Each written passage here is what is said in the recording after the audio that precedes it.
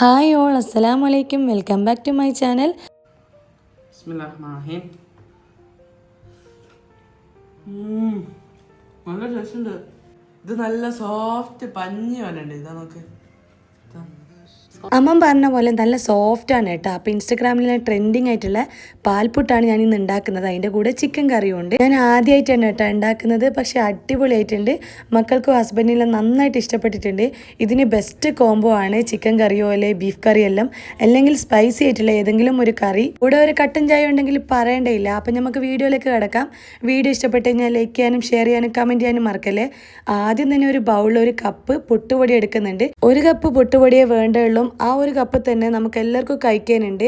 ഇനി ഇതിലേക്ക് കുറച്ച് ഉപ്പ്, ആവശ്യത്തിന് ഉപ്പ്, നമ്മൾ പുട്ട് കുഴക്കാനെല്ലാം ഉപയോഗിക്കുന്നില്ലേ, അത്രയും ഉപ്പ് വേണ്ടുള്ളൂ. ഇനി അടുത്തതായിട്ട് 1/2 ടീസ്പൂണ് പഞ്ചസാര. പൊറാട്ട എല്ലാം കുഴക്കുന്ന സമയത്ത് ഇട്ട് കൊടുക്കൂലേ, അതുപോലെ സോഫ്റ്റ് ആകാൻ വേണ്ടിയിട്ടാണ്. ഇനി ഒരു കപ്പ് പാൽ ഒഴിച്ച് കൊടുക്കുന്നുണ്ട്. നല്ലോണം തിളപ്പിച്ചാറിയ പാലാണ്. ടോട്ടൽ ഞാൻ 1.5 കപ്പ് പാൽ ഒഴിച്ച് കൊടുക്കുന്നുണ്ട്. ഇനി ഇത് നന്നായിട്ട് മിക്സ് ചെയ്യണം. കുറച്ച് ലൂസിലാണ് ഉണ്ടാവുക, നിങ്ങൾക്ക് കാണുമ്പോൾ മനസ്സിലാവും. സാധാരണ പുട്ട് കുഴക്കുന്നതാണെങ്കിൽ നമ്മൾ വെള്ളത്തിലാണ് പുട്ട് കുഴക്കുക, പക്ഷേ ഇത് പാല് അത്രയേ ഉള്ളൂ. പിന്നെ ലൂസിലാണ് ഉണ്ടാവുക. ഇതുപോലെ. ഇനി ഈ ബാറ്റർ ഞാൻ അടച്ച് വെച്ചിട്ട് 10 മിനിറ്റ് വെക്കുന്നുണ്ട്. 10 മിനിറ്റേ വെക്കുന്നുള്ളൂ. അതിനുശേഷം മൂടി തുറന്ന് നോക്കിക്കഴിഞ്ഞാൽ പാലെല്ലാം പുട്ടുപൊടിയിൽ നന്നായിട്ടത് വലിഞ്ഞിട്ടുണ്ടാവും. ഒട്ടും വെള്ളമൊന്നും ഇല്ലാണ്ട് ഡ്രൈ ആയിട്ടാണ് ഉണ്ടാവുക. അപ്പം ഞാൻ വീണ്ടും പാലൊഴിച്ച് കൊടുക്കുന്നുണ്ട്. ഇത് ഓരോ പുട്ടുപൊടീൻ്റെ അളവിനനുസരിച്ചിട്ടായിരിക്കും. ചിലർക്ക് നന്നായിട്ട് ലൂസായി കിട്ടും കേട്ടോ. എൻ്റെത് നല്ല ഡ്രൈ ആയിട്ടുണ്ട്. അപ്പം ഞാൻ 1/2 കപ്പ് വീണ്ടും ഒഴിച്ച് കൊടുക്കുന്നുണ്ട്. അപ്പോൾ ഒന്നും കൂടി ഒന്ന് ലൂസായി കിട്ടും. ഇനി ഒരു കപ്പ് തേങ്ങ, ചിരണ്ടിയ തേങ്ങ ഇതിലേക്ക് ഇട്ട് കൊടുക്കുന്നുണ്ട്. മൊത്തത്തിലൊന്ന് മിക്സ് ആക്കി എടുക്കുന്നുണ്ട്. ഇപ്പം ഓരോ ഫുഡും വൈറൽ എന്ന് പറയുമ്പോൾ നമുക്ക് ഈസി ആയിട്ട് ഉണ്ടാക്കാൻ പറ്റുന്നതാണ്. ഈ ഒരു റെസിപ്പി കൂർഗിലുള്ള ഒരു ഡിഷാണെന്നാണ് പറഞ്ഞു കേട്ടിട്ടുള്ളത്. ഇപ്പം ഞാൻ ഈ മിക്സ് ആക്കിയപ്പോൾ ഒന്നും കൂടി ഒന്ന് ലൂസാവാനുണ്ട്. അപ്പം ഞാൻ നേരത്തെ 1/2 കപ്പ് ഫുള്ളായിട്ട് ഒഴിച്ചു കൊടുത്തിട്ടില്ല. അപ്പം വീണ്ടും ആ പാല് ഞാൻ ഒഴിച്ചു കൊടുക്കുന്നുണ്ട്. ടോട്ടൽ 1.5 കപ്പ് പാലാണ് ഒഴിച്ചു കൊടുത്തിട്ടുള്ളത്. ഇനി ഈ ഒരു അളവിലാണ് നമുക്ക് വേണ്ടത്.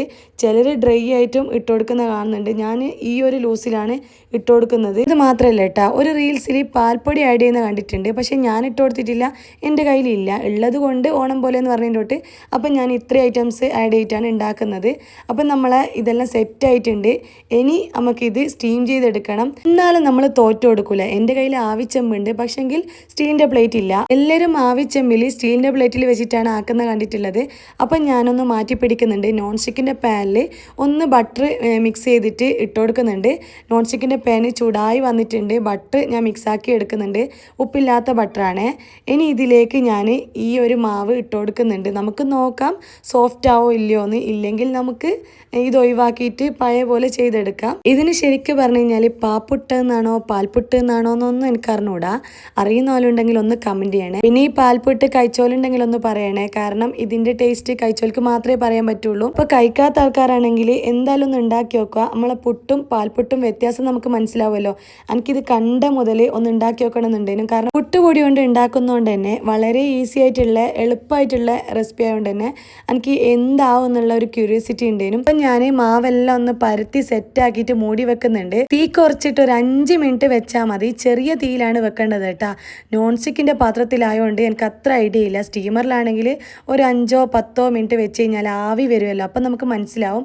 ഞാൻ ഇതൊന്ന് എടുത്ത് നോക്കുന്നുണ്ട് കേട്ടോ. നമ്മൾ പോളയിൽ ഉണ്ടാക്കുന്ന സമയത്ത് നമ്മൾ തൊട്ട് നോക്കൂലേ വെന്തിക്കോ ഇല്ലയോന്ന്, അതുപോലെ തന്നെയാണ് ഞാൻ ഇതും നോക്കിയിട്ടുള്ളത്. വെന്തിട്ടുണ്ട്, നല്ല സോഫ്റ്റ് കാണുന്നുണ്ട്.